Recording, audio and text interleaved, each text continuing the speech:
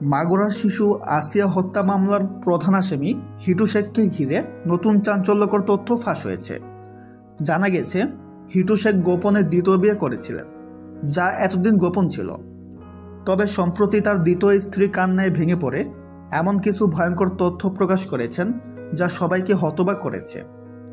একটি ভাইরাল ভিডিওতে দেখা গেছে, হিটুর দ্বিতীয় স্ত্রী অঝরে কাঁদছেন এবং বলছেন, সে আমাকে শারীরিক ও মানসিকভাবে নির্যাতন করত, আমার উপর অমানবিক অত্যাচার করত। আমি তার অন্যায় সহ্য করতে পারিনি। স্থানীয় সূত্রে জানা যায়, হিটু শেখ শুধুমাত্র আসিয়া হত্যা মামলার আসামি নন, বরং তার বিরুদ্ধে পারিবারিক সহিংসতার একাধিক অভিযোগ রয়েছে।